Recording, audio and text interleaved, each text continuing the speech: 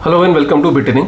साथ में मिलके शुरू करते हैं ज़िंदगी की दूसरी इनिंग। आप लोग ये सुनते रहते होंगे कि ये DeFi प्रोटोकॉल हैक हो गया, जैसे अभी कर्व को हमने देखा कि वो हैक हो गया, हमने बाइनेंस स्मार्ट चेन में देखा हैक हो गया, या हमने DeFi protocols time to time hack होते रहते हैं for some of the other reason. ठीक है, सो ये इसका मतलब क्या होता है और ये कितना सिक्योर है, कितना सेफ है, क्या DeFi का फ्यूचर क्या है, राइट? तो उसको समझने की कोशिश करते हैं। देखिए, DeFi है क्या?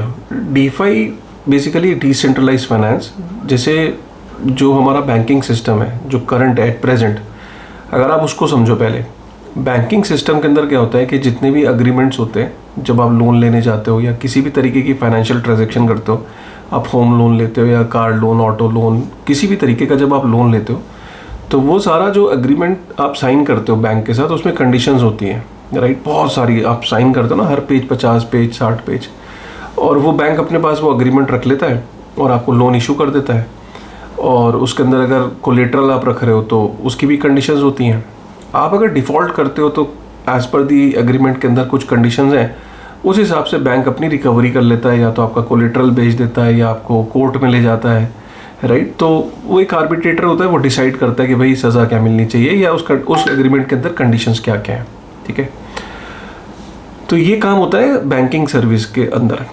अब यही जो बैंक है क्या करता है कि एग्रीमेंट को बड़ी सेफ जगह पे रखता है कि एग्रीमेंट डिस्ट्रॉय ना हो जाए, क्योंकि एग्रीमेंट एक बहुत इंपॉर्टेंट चीज़ है जिसमें आप लोगों के साइन है, उसको बहुत सिक्योर और सेफ जगह पे रखता है कि एक तो डिस्ट्रॉय ना हो एग्रीमेंट, नंबर एक। नंबर दो, एग्रीमेंट को कोई मैनिपुलेट ना कर सके, राइट? किसी की रीच में ना हो कि कोई भी जाए और एग्रीमेंट को चेक कर ले, पढ़ ले।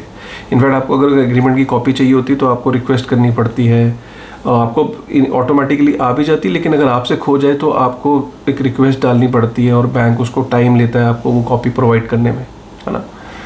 सो इसका मतलब क्या है कि एग्रीमेंट बहुत इंपॉर्टेंट चीज़ है और उसको करने के लिए बैंकिंग और आदमी दोनों का, दो पार्टियों का होना ज़रूरी है और दोनों की सहमति ज़रूरी है, राइट? तो अब सपोज करिए कि DeFi के अंदर यही एग्रीमेंट जो है ये एक स्मार्ट कॉन्ट्रैक्ट के अंदर, एक प्रोग्रामिंग लैंग्वेज के अंदर टाइप कर दिया जाता है, ये सारा का सारा एग्रीमेंट, और इसके अंदर कंडीशन इस तरीके से, जितनी भी कंडीशन एग्रीमेंट की है वो सारी की सारी कंडीशंस इसको प्रोग्रामिंग लैंग्वेज के अंदर लिख दी जाती हैं। और ये जो प्रोग्रामिंग लैंग्वेज के अंदर जो एग्रीमेंट के अंदर कंडीशंस हैं वो ऑटोमेटिकली एग्जीक्यूट हो जाएंगी कुछ इवेंट्स होने पे। जैसे कि अगर मैच्योरिटी पूरी हो गई तो आपका एसेट जो है कोलेटरल वो रिलीज़ हो गया, जैसे बैंकिंग सर्विस में होता है ना, वैसे ही इसके अंदर भी आपकी अगर लोन का टेन्योर पूरा हो गया तो आपकी जो एसेट है, जो आपने क्रिप्टो स्टेक किया हुआ है या आपने जो आपका ब्लॉक्ड है वो रिलीज़ हो गया, राइट? तो इस तरह की कंडीशंस होती हैं जैसे रियल वर्ल्ड में होती हैं, इधर भी DeFi के अंदर भी वो कंडीशंस ऑटोमेटिकली मीट आउट हो जाती हैं। अब इधर वो एग्रीमेंट जो है, वो जो स्मार्ट कॉन्ट्रैक्ट है, वो स्टोर कहाँ होता है? वहाँ पे जैसे लॉकर्स में होता है स्टोर बैंकिंग में, इधर वो ब्लॉकचेन के ब्लॉक के अंदर सेव होता है, क्योंकि ब्लॉकचेन का जो ब्लॉक है वो एक इम्यूटेबल कहा जाता है, राइट? बिटकॉइन के अलावा जो इथेरियम है उसका ब्लॉक भी इम्यूटेबल कहा जाता है, और ऐसे बहुत सारी ब्लॉकचेन है जो कहती हैं हम भी इम्यूटेबल है। लेकिन होता क्या है कि जब आप उसको एग्रीमेंट को एक ब्लॉक के अंदर सेव करते हो, जो कि एक तरीके का लॉकर समझ लीजिए, जिसको कोई चेंज नहीं कर सकता, कोई खोल नहीं सकता, तो जब उसके अंदर वो एग्रीमेंट चला जाता है तो वो सेफ सिक्योर चला जाता है, उसको कोई वो नहीं कर सकता, मैनिपुलेट नहीं कर सकता, कोई उसके अंदर चेंजेस नहीं कर सकता, कंडीशंस को चेंज नहीं कर सकता। लेकिन होता क्या है कि अभी भी ये इकोसिस्टम ने इवॉल्व हो रहा है। तो हमने ये देखा कि काफ़ी सारी जो जो इस इकोसिस्टम के ऊपर, जैसे इथेरियम है या सोलाना है, इनके ऊपर जो DeFi एप्लीकेशंस आ रही हैं, जैसे कर्व फाइनेंस है, राइट? और बहुत सारी एप्लीकेशंस हैं, राइट? आवे है, ठीक है, ऐसे सोलाना पे। तो ये जो बैंकिंग प्रणाली है, अगर ये एक ऐसी ब्लॉकचेन पे है जो कि सेंट्रलाइज्ड है या पूरी तरीके से डिसेंट्रलाइज्ड नहीं है, जहाँ अभी भी अटैक करना आसान है, तो फिर ये वैसे ही हुआ कि जैसे एक बैंक है और उसके अंदर एक लॉकर में चीज़ रखी है और जिसके पास उसकी चाबी है वो उसके अंदर चेंज कर सकता है या उसके पास उसका एक्सेस है। सिमिलरली अगर ब्लॉकचेन सेंट्रलाइज है तो वहाँ पे चेंज करना एडमिन के लिए भी है पॉसिबल है, और वहाँ पे अगर वो डिसेंट्रलाइज नहीं है, अगर कमज़ोर बैंक है, जैसे कोई कोऑपरेटिव बैंक है, कोई दूर दराज, तो जैसे कहते हैं ना, उसकी वल्नरेबिलिटी ज़्यादा बढ़ जाती है, अटैक वेक्टर ज़्यादा बढ़ जाता है, उसके ऊपर अटैक करना आसान हो जाता है।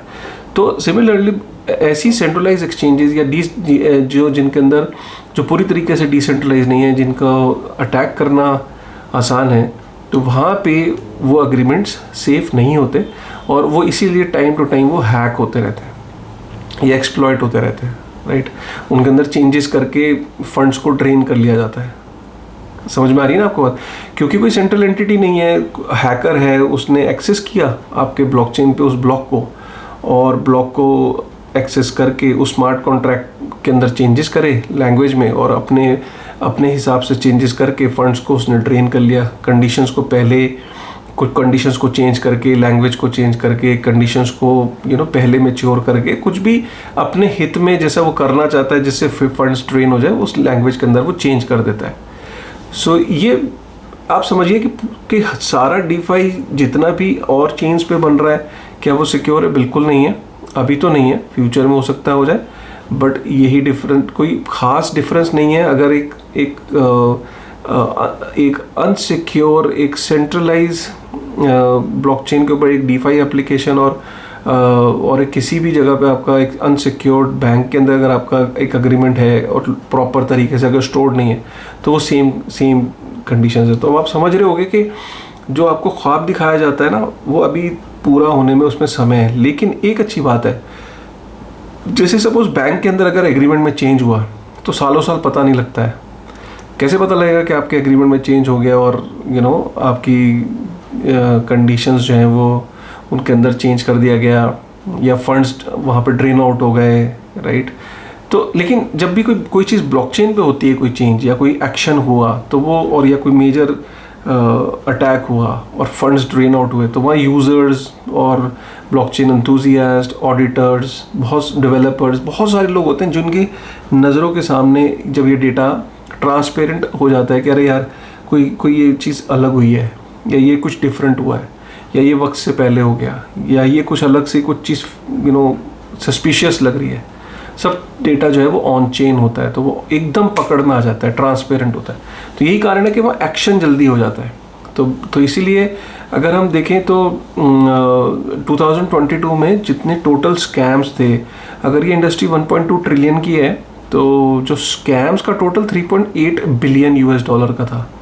अब 3.8 बिलियन US डॉलर को अगर आप टोटली जो स्कैम और हैक हुए उनको 1.25 ट्रिलियन से कंपेयर करोगे तो बहुत कम है फिगर, बट हाँ सुनने में वैसे बहुत है 3.8 बिलियन US डॉलर। बट ऐसा नहीं कि स्कैम्स और हैक्स और फाइनेंशियल इंडस्ट्रीज़ में नहीं होते, वहाँ भी होते हैं, बट क्योंकि वहाँ पे भी ट्रिलियन डॉलर इंडस्ट्री है तो उसके अंदर भी वो होते हैं, वो आपको हेडलाइन सुनने को नहीं मिलती, बट होते वहाँ पे भी हैं। सो ये इंडस्ट्री नहीं है, सब चीज़ें सही नहीं है, सब चीज़ें सेफ़ नहीं है। बेस्ट ये है कि ट्रांसपेरेंट है एटलीस्ट, कि कुछ होता है तो वो पता चल जाता है ऑन चेन, और उसके बाद क्विक एक्शन हो जाता है, राइट। तो ये बहुत इंपॉर्टेंट है समझना। तो इसीलिए अभी आपको किसी डीफाई प्रोटोकॉल में सब सेफ हैं, या सब जगह आप उनसे इंटरैक्ट कर रहे हो, लेंडिंग, बोरोइंग और उन सब चीज़ों में डील कर रहे हो, कृपा करके ध्यान दें कि आप कहाँ कर रहे हो, कौन से डीफाई प्रोटोकॉल के साथ कर रहे हो, और कोई गारंटी नहीं है कि आपके फंड सेफ है, क्योंकि वहाँ कोई पार्टी है ही नहीं जो आपको ये अश्योरेंस देते, राइट। वहाँ तो एटलीस्ट बैंक है जो फिर भी एक अश्योरेंस दे रहा है, बट यहाँ कौन देगा आपको अश्योरेंस, ठीक है ना। तो ये बड़ा इंपॉर्टेंट पॉइंट है। उम्मीद करता हूँ आपको ये पॉइंट समझ में आया होगा, आज डीफाई समझ में आया होगा, बैंकिंग समझ में आई होगी, और इश्यूज़ क्या हैं डीफाई में ये भी समझ में आया होगा, ठीक है। चलिए, with this thought thank you very much. Comment ज़रूर करना कि आपको कैसा लगा आज का ये video. Thank you very much.